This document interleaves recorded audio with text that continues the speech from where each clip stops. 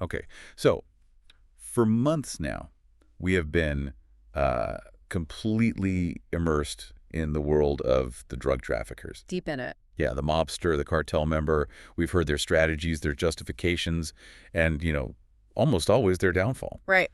Today, we're flipping the script completely. We are taking a deep dive into the other side. Finally. Our sources are the men and women who are hunting them. The cops, the federal agents, the undercover operatives. It's a huge range of perspectives. Exactly. And our mission here is to really dissect the counter-narrative of law enforcement. We're focusing on the sheer human cost, the sophisticated tactics they had to develop just to keep up, and crucially, the systemic pressures they faced in a war that, based on everything we've seen, often feels unwinnable. That's absolutely right. And the material we have access to today, it gives us this rare, unfiltered look behind the badge. It spans everything from, say, local LAPD homicide detectives like Gil Carrillo working the toughest streets, all the way up to specialized federal agents, DEA's Chris Feisal, Myron Gaines from Homeland Security, ATF undercover guys like Tegan Broadwater. Even the CIA. Even high-level intelligence from the CIA with Andrew Bustamante. So the key challenge for us and for you, the listener, is to hold two very different viewpoints in mind throughout this conversation. And I'll be leaning hard into that skeptic role, the critic. Yeah. I'm focused on the policy failure, the insidious nature of corruption that seems just baked into this system. From guys like Mike Dowd. From Mike Dowd's dissent to the use of informants who are themselves still active criminals, and the utter futility of fighting demand with enforcement. If they can lose 80% of their product and still turn a profit, what exactly is the point of the big spectacular bust? And I'll be presenting the professional reality, the operational danger, the necessary tactics, and the profound personal sacrifice these agents and officers make. We have to honor the genuine commitment. We're going to cite those specific high-risk cases that highlight true dedication. Like the Hells Angels infiltration. Exactly. The ATF agent Jay Dobbins infiltrating the Hells Angels, or the kind of psychological trauma witnessed by former Blackwater contractors and LAPD veterans.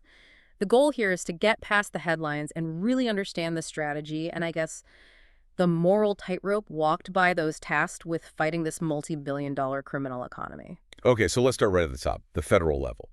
Agencies like the DEA, Homeland Security, that's where the resources are supposed to be, right? To meet the scale of the problem. Supposed to be, yeah. So when they intercept a massive load of product, what's the strategic playbook? Do they just seize it and, celebrate the statistic for the 6 o'clock news? That's exactly what they try not to do, especially with those large interdictions. The standard tactic, according to accounts from Homeland Security agents like Myron Gaines, revolves around a practice called a controlled delivery. A controlled delivery? Yeah. So imagine a scenario where Customs and Border Protection, CBP, they catch 50 kilograms of cocaine at the southern border. They don't just seize it and arrest the driver. They let it go. They swap the drugs out for inert material, like drywall or something, tag the shipment, often with GPS trackers, and then they allow the load to continue under heavy surveillance. Wow. That sounds extremely complex and high risk. Walk us through the mechanics of that. What kind of resources does that take? It's a massive multi-agency effort. It has to be. So first, the load is tagged either electronically or, physically. The agents know where it's likely heading because drug flow in the U.S. follows these really established corridors. The highways. The main arteries. 9 out of 10 times, according to the sources, that load is traveling up Interstate 35. It runs directly from Laredo up through San Antonio and Dallas, and often it terminates in a major northern distribution hub. Chicago, almost always. The surveillance involves this layered approach. You've got air support planes or drones. You have ground surveillance teams constantly rotating cars so they don't get spotted. Right, to avoid being made. And tactical units on standby. The operational challenge is just maintaining sight without being spotted by cartel spotters, often for hundreds or even thousands of miles. Thousands of miles. And the ultimate objective isn't the 50 keys, that's just bait. It's about identifying the major organizers, the money men, the real targets in the U.S. distribution network who are expecting that product. So the trigger for the arrest is when it gets to the end of the line. The trigger point for the final arrest is usually when the product reaches the prearranged drop-off or, the storage location. That's what confirms the high-level organizer's involvement. That level of coordination is. Yeah. It's impressive, I'll give you that. But my skepticism immediately kicks in. Of course. While they are following that one truck with fake drugs, the cartel is running dozens of other shipments. The product is replaceable, we know that. But the money. The money is the real lifeblood. Are they any more successful at interdicting the cash flow? Financially, yes. Yeah. That's actually where some of the sharpest law enforcement success stories are, tracking the flow of U.S. currency going back to Mexico. So going south, not north. Exactly. This highlights a key interdiction success area: financial logistics. Agents are now sophisticated enough to intercept the profit without ever finding the commodity. You have an example of that? Yeah, think about the case of the pill mill trafficker we heard from. He reported losing 2 separate cash shipments that were being sent back south, totaling somewhere between $3 and $5 million. Wow. He lost all that money, but the DEA never successfully found the actual pills or the marijuana product he was shipping domestically. So purely a financial bust.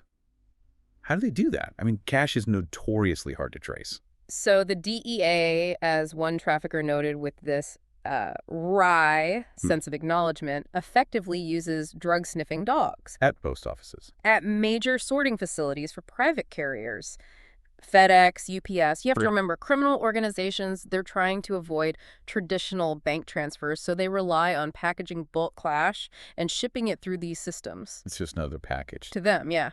So a dog alerts on a package containing bundles of cash. Sometimes they're vacuum sealed, dipped in mustard or coffee grounds to mask the scent, which, by the way, rarely works. The federal agency gets involved, and they trace the currency backward from there. So they're not dealing with replaceable pills or plants. They're hitting the profit. They're suffocating the criminal operations' ability to finance new product or pay their employees. It's a much more effective way to inflict a long-term systemic financial injury. It forces the cartels to spend more time securing their logistics than actually moving product. It's a smart move, targeting the profit center. But let's talk about the sophistication of the counter moves the agents are up against. Right. We hear over and over that cartel logistics are operating on a whole different level of tradecraft, often developed specifically to defeat these law enforcement tactics. The level of criminal tradecraft is it's astonishing. Look at maritime smuggling. The volume is staggering. We're not talking about a couple of guys in a speedboat. Not at all. We have accounts of smugglers inspecting 40,000 to 150,000 pounds of pot per load. Per load. That's industrial scale. These are not dinghies. The logistics involve massive motherships that coordinate rendezvous points far offshore. They often meet smaller vessels like commercial crab boats or fishing trawlers under the cover of night to transfer the loads. This demands high-level navigation, encrypted communication. It's a coordination that rivals legitimate shipping enterprises. And then on the ground, their methods for avoiding detection are almost psychological. It's like warfare against the Border Patrol and local cops. The idea of dipping kilos of marijuana in liquid oil just to defeat canine units is textbook ingenuity. It is, and it's designed to eliminate dog penetration by masking that organic scent. But they also focus on much more subtle visual cues. Like what? For border crossings, using trap cars, vehicles with secret compartments, they have this trick involving dust accumulation. Dust.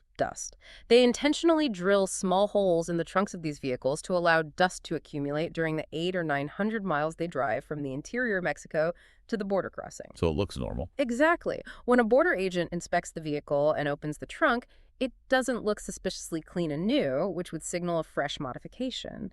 It looks like a car that's been driving all day on dusty roads. That attention to detail is what agents are constantly battling. And the ultimate irony, which we've alluded to, is that the cartel's most effective logistical asset is the one designed for our convenience, the U.S. mail system. It is jaw-dropping, and it speaks volumes about the sheer volume of drugs being moved. Multiple federal sources, including former agents, confirm that UPS, FedEx, and the United States Postal Service have collectively shipped more drugs than Pablo Escobar and El Chapo combined. That statistic is just staggering. More than Escobar and El Chapo. It is, simply put, the fastest, most reliable, and most decentralized way to move bulk product without needing massive, visible convoys or, specialized tunnels. One former trafficker relied on shipping 3 boxes a week, 5 to 10 pounds per box, using different addresses and carriers. He realized that the volume makes interdiction mathematically irrelevant. So if that's true, if private carriers are effectively the largest drug mules in history, why isn't the political pressure higher on these companies to secure their systems? Doesn't that just represent a massive systemic failure by the DEA and the feds to impose proper regulatory oversight? That's the critical policy failure right there. The legal framework around the right to privacy in shipping, combined with the sheer volume of legitimate packages these companies handle, creates an almost impenetrable shield. They can't just open every box. The agencies can only act when they have probable cause or, as we mentioned, when a dog alerts. They cannot simply run every package through a scanner or open it. The cartels understand this legal and logistical bottleneck perfectly. That same trafficker noted that these shipping companies are owed a debt of gratitude for the money they allowed them to make. A debt of gratitude. Unbelievable. For them, it's not a crime, it's just the cheapest form of reliable transportation. Beyond logistics, smugglers also employ active counter-law enforcement tactics on the road. They use spotter cars to alert the main vehicle, but they are also strategic about the weather, understanding the human element of policing. They absolutely prefer driving in bad weather, rain, thunderstorms, especially in the northwest corridors, because they know law enforcement officers are human and want to avoid the inconvenience. Cops don't want to get soaked. Cops are less likely to pull people over and get soaking wet, preferring to sit back. It reduces the chance of an opportunistic traffic stop significantly. But the most revealing anecdote about law enforcement's emotional weak spot is the best of luck soldier improv. Okay, let's unpack this one. This really gets at the human element. The idea that traffickers would use something as simple and emotionally potent as a Marine Corps sticker on their trap car as a shield. It's psychological manipulation 101. It's rooted in the American cultural reverence for the military, which is often shared by law enforcement. A trafficker driving alone in the rain with 30 pounds of weed was pulled over for speeding. He had a Marine sticker on his window. So the cop sees the sticker. Sees the sticker, asks where he served. The trafficker on the spot improvises that he was heading to Portland to enlist. Wow. A lie designed to invoke immediate sympathy and shared values. The officer immediately smiled, wished him best of luck, soldier, gave him his license back, and sped off without searching the car. And just like that, 30 pounds of weed gets through.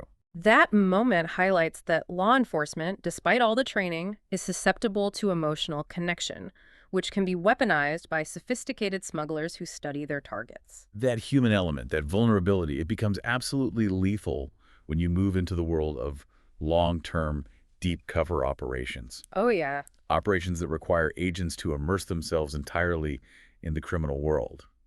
The ATF's infiltration of the Hells Angels Mesa chapter is a perfect example of a high-stakes, long-term operation. The ATF, specifically Agent J. Dobbins, targeted the Hells Angels in Arizona because that chapter was operating with what the agents called impunity. Just running wild. Running wild with assaults, shootings, drug manufacturing, extortion. But the critical trigger for federal intervention was truly horrific. The brutal murder of Cynthia Garcia.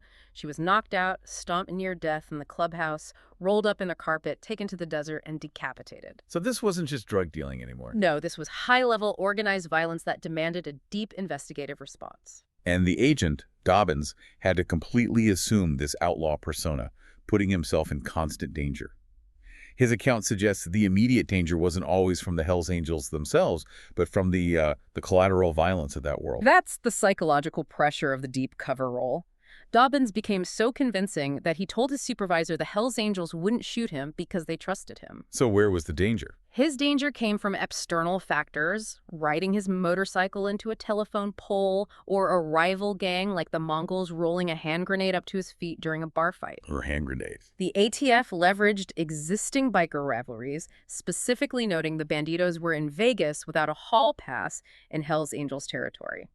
This provided a strategic entry point and cover for the agent's actions, allowing him to prove his worth through necessary violence and subterfuge. These operations are incredibly resource-intensive. They require massive funding for controlled buys, surveillance, agent protection. And that brings us to the white undercover cop working a massive Cripset case who had to literally go Fed shopping. This highlights a massive resource disparity between local and federal agencies, even on critical cases. This story from Tegan Broadwater perfectly illustrates the resource strain and bureaucratic hurdles local police face. This local cop had meticulously built a major case involving 75 defendants in this Crip set, but he needed tens of thousands of dollars for controlled buys to finalize the charges and cement the conspiracy. And his local department just didn't have the cash. His local superiors simply could not secure the necessary funding or, just as important, the necessary time commitments.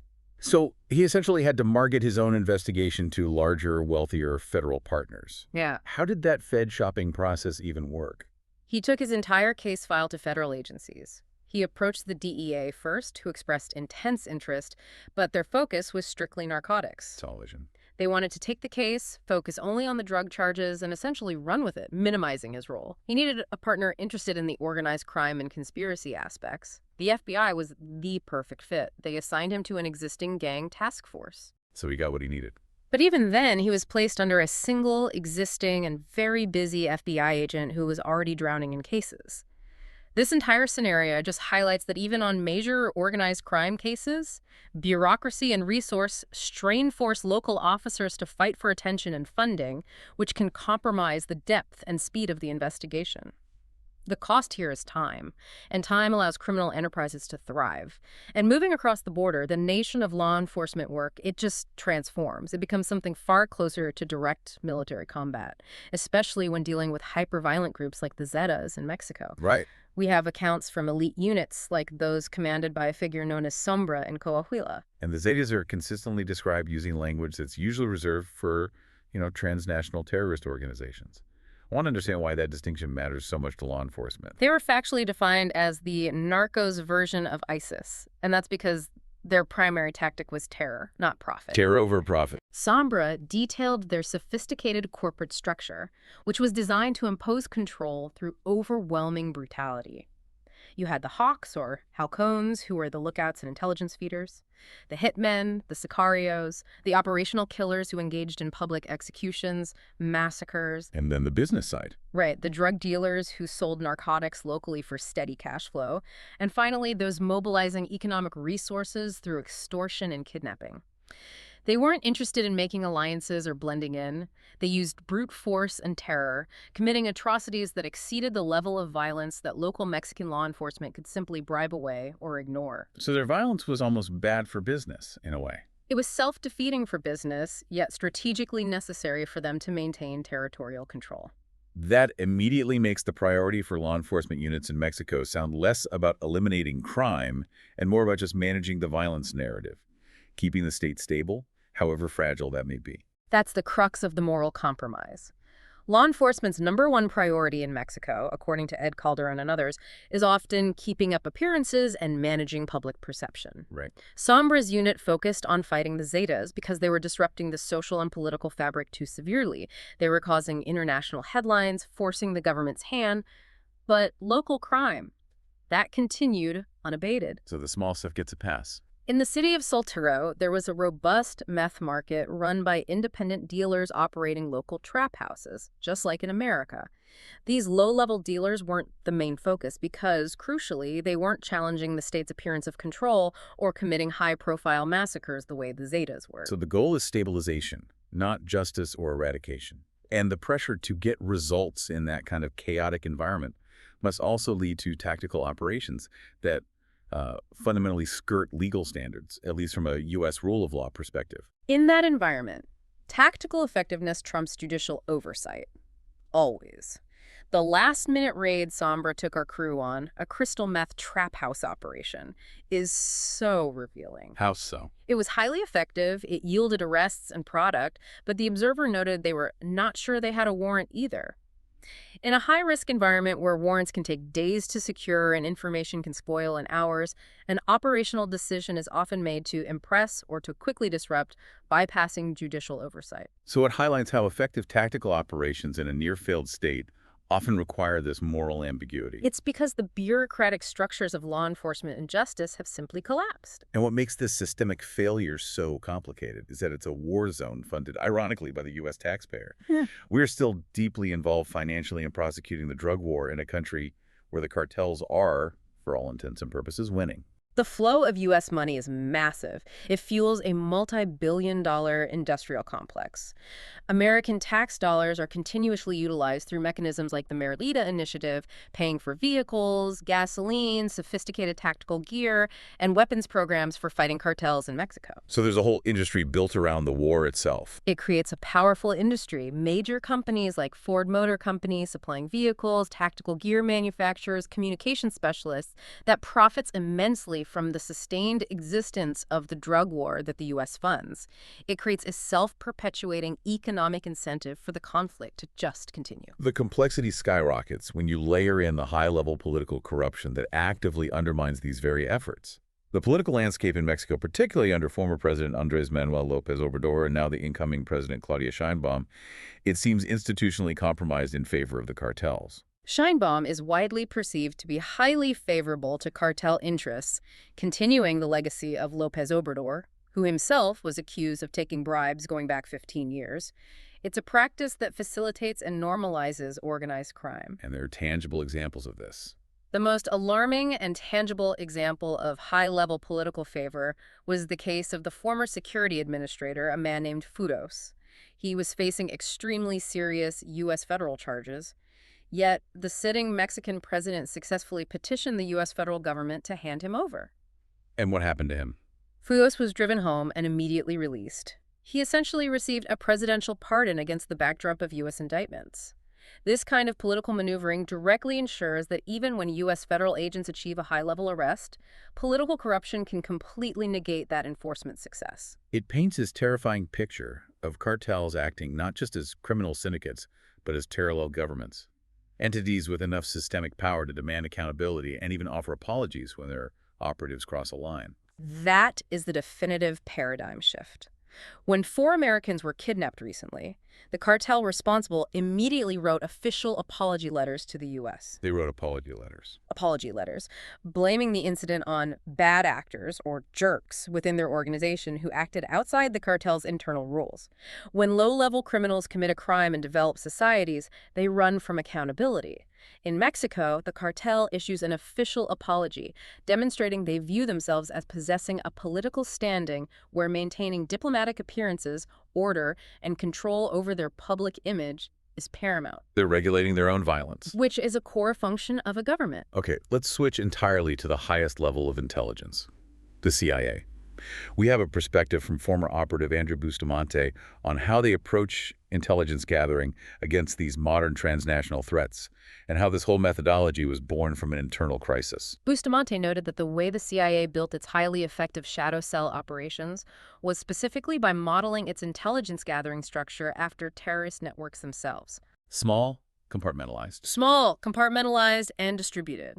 This necessary shift in methodology was born out of a profound, systemic internal security failure that had previously gone unacknowledged publicly. And that crisis was the agency being penetrated by a mole, which necessitated a complete, radical restructuring of how the CIA operated globally. Exactly.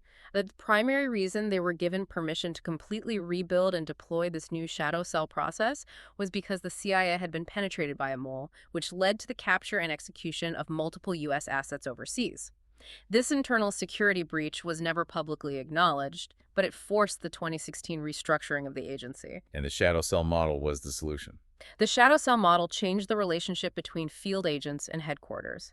It made the internal system more resilient against infiltration by radically reducing the number of people who had access to the full operational picture.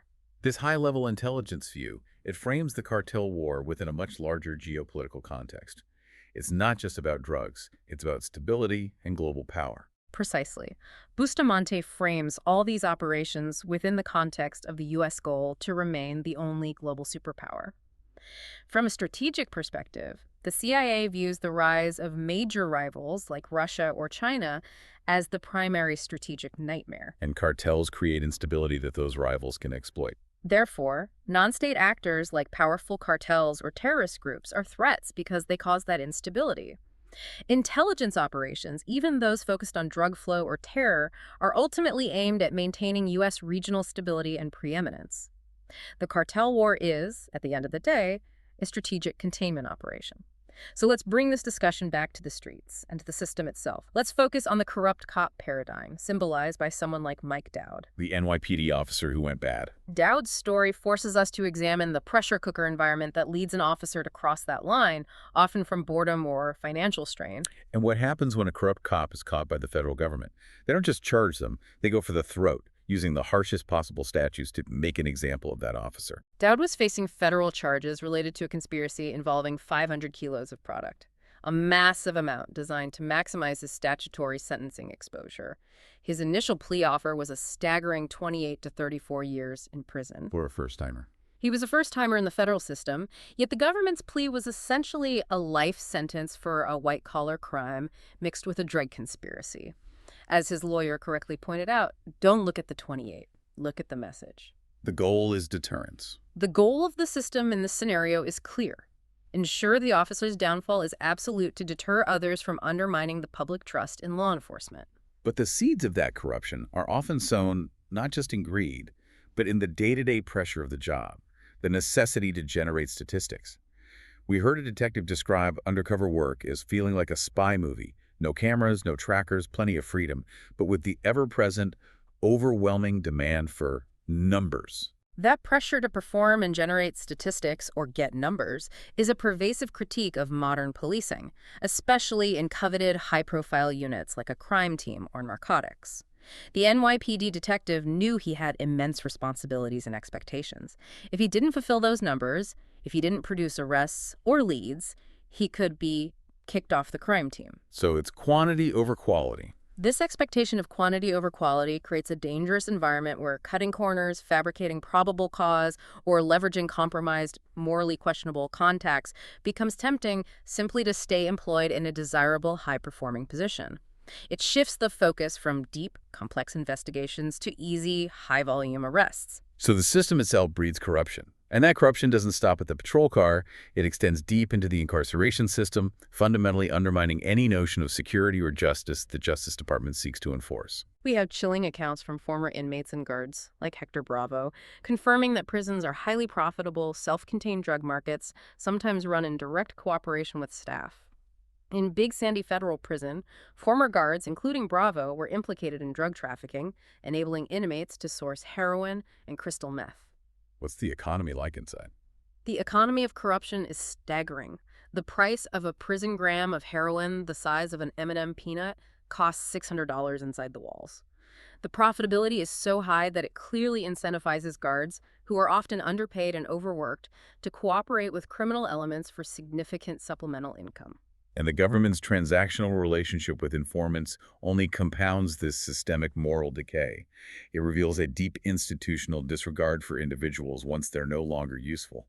The story of FBI informant Joe Barron is a textbook illustration of this betrayal. Barron provided intelligence that saved a judge and an assistant U.S. attorney's life by exposing a mob hit that was greenlit.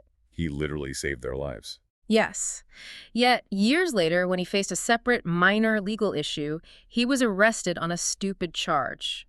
When he tried to remind the FBI agent handling his case of the life-saving service he performed, the agent simply made a dismissive face, stating, in essence, "That doesn't mean nothing to you guys." So past loyalty means nothing. The FBI, according to Barron, is only concerned with what the informant can provide right now, a current asset, not their past service or future well-being. It's a pure transaction, devoid of loyalty. The systemic disregard goes further, right down to the Mexican mafia controlling life and death within federal prisons based on minor perceived slights, even leveraging corrupt guards to do their bidding.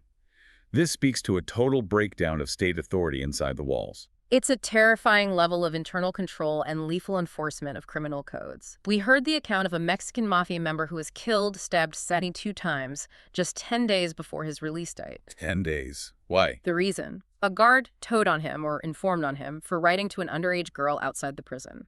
The gang immediately put out the order to execute him. So his release date was meaningless. There was zero consideration for his upcoming freedom, his legal status, or the fact that he was about to be released.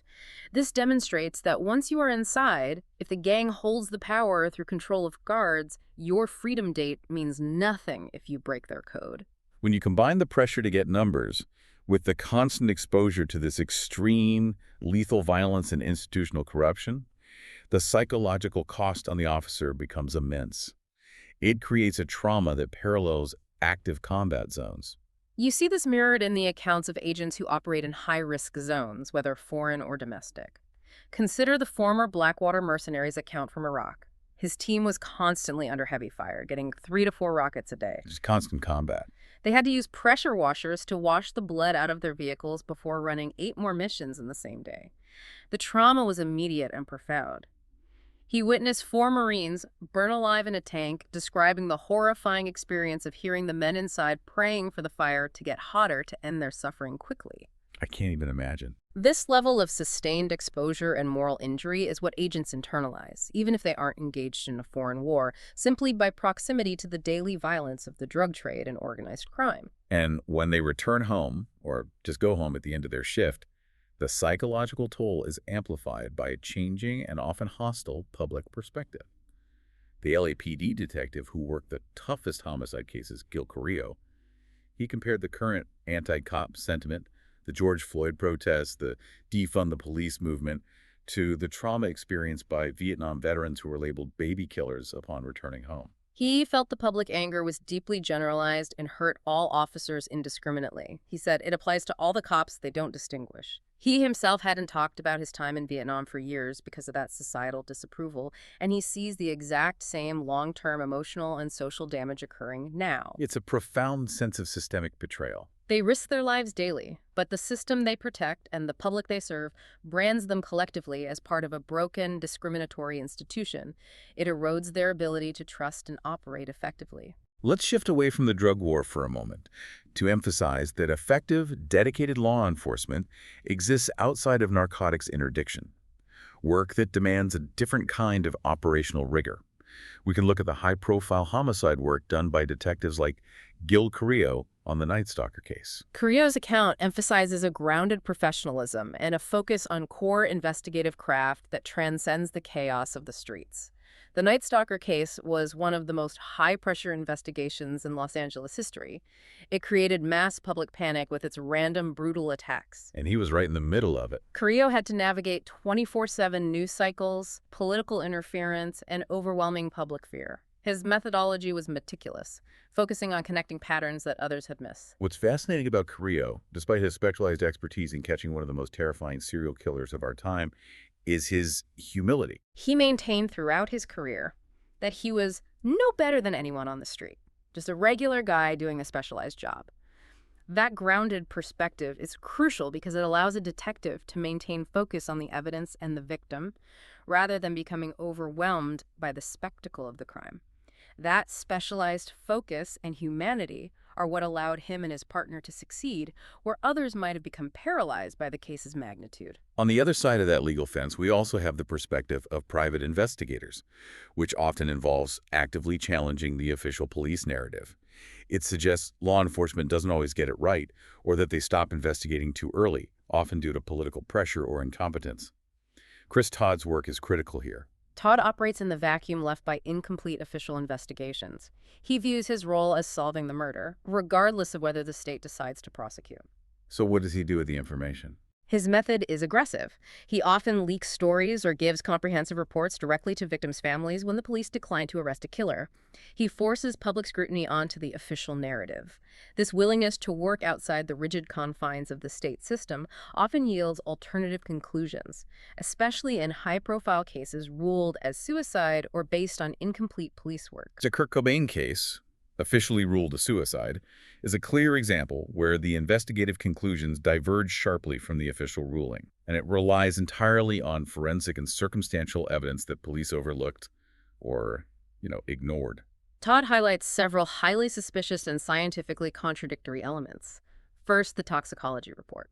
It showed 1.52 milligrams of heroin in Cobain's system.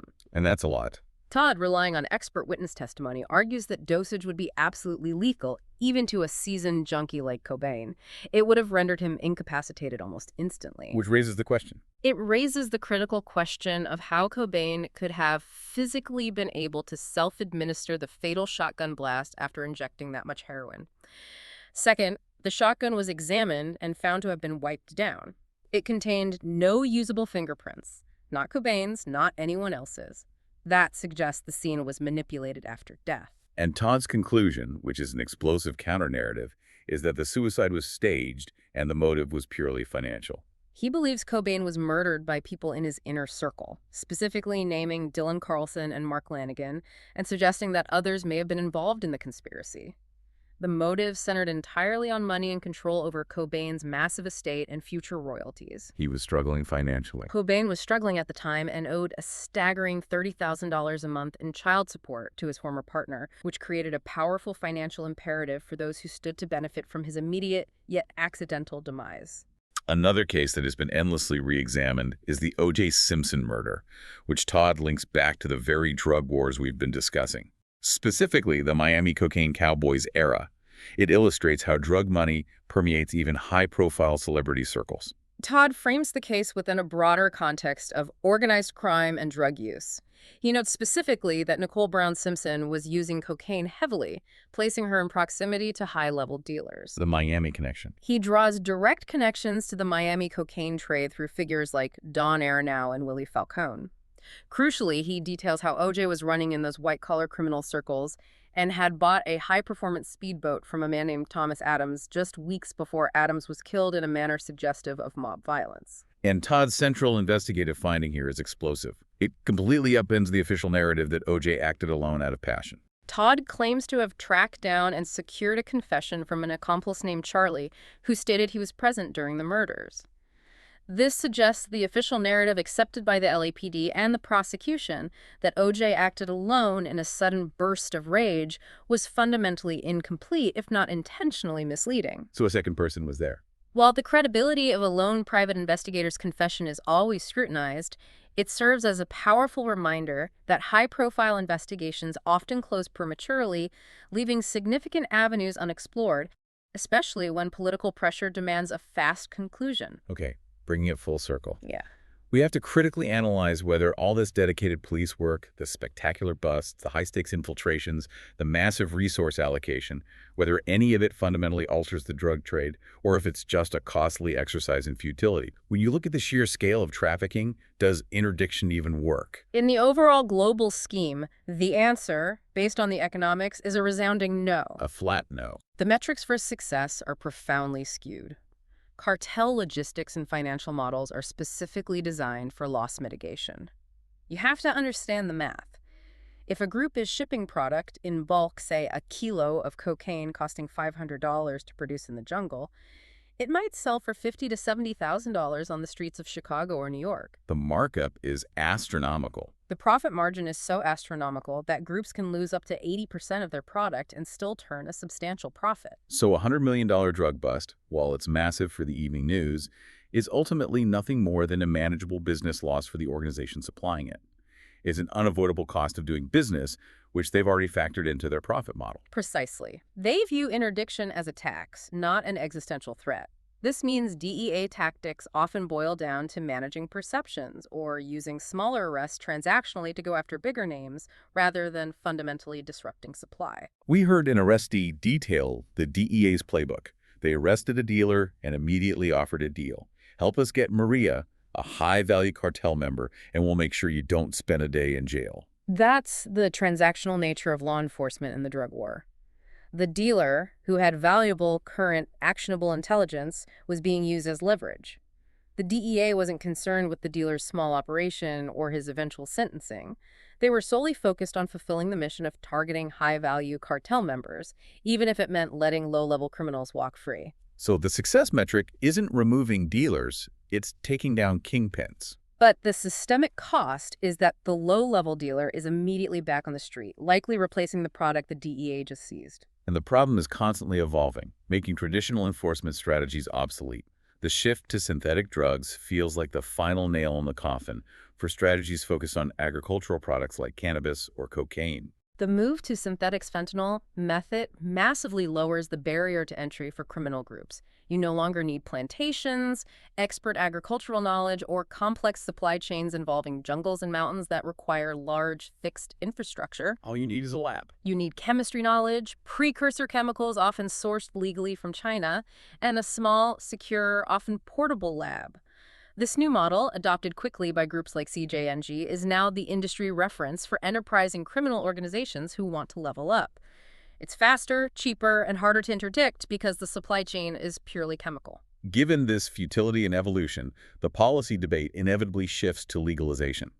What is the former law enforcement and expert counter-cartel perspective on full legalization, particularly in a place like Mexico? Ed Calderon, a counter-cartel expert who has worked on the front lines, provides a really stark reality check.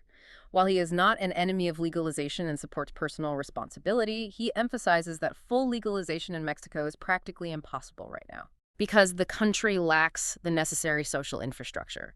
They do not have the framework of a functioning welfare system or medical care capable of handling the inevitable fallout of mass, cheap drug availability. His fear is that dropping all controls would result in open-air grave sites because the state simply cannot manage the public health crisis that would ensue. But even if we could resolve the public health infrastructure issues, my critical eye falls on the cartels themselves. Cartel diversification means that legalization is not the guaranteed killing blow that many policy advocates believe it will be. Absolutely. The cartels are not monolithic drug operations. They are global organized crime machines. They have adapted rapidly. They have diversified massively into human smuggling, which is now a multi-billion-dollar industry. Not just drugs anymore. For instance, VIP smuggling for Chinese nationals, costing $35,000 per head, has ballooned into a $14 billion industry under the current administration, alongside traditional crimes like extortion, illegal mining, and weapons trafficking. Legalizing drugs would certainly hurt their revenue stream, but it would not eliminate these groups, who have established themselves as masters of every illicit market opportunity available. So we're left with this perpetual self-defeating cycle. The professional desire of dedicated officers to keep the streets safe, where even high-level criminals want the low-level scumbags in jail, versus the overwhelming evidence of systemic failure, political compromise, and economic inevitability. And legal maneuvering often reverses hard-won enforcement successes, making the field agent's effort feel irrelevant in the long run. Look at the case of Rafael Edmond, the D.C. kingpin. He was a monumental target, and decades of investigation and successful prosecution locked him away with 2 life sentences.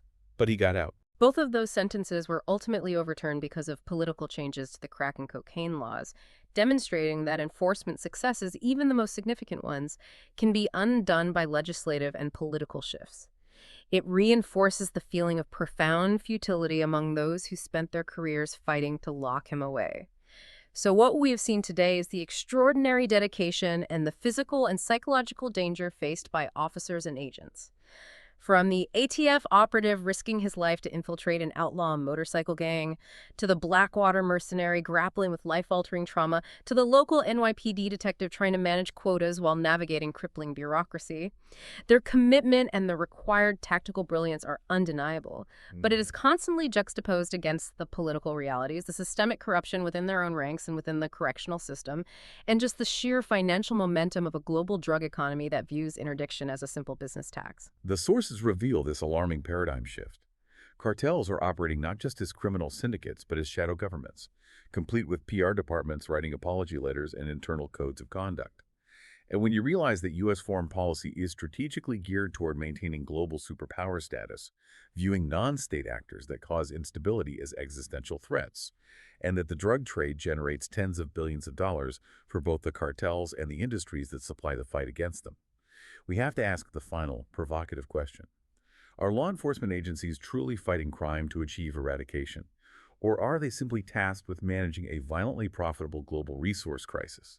A global economy that has become far too essential, too profitable, and too politically entrenched to ever truly be shut down.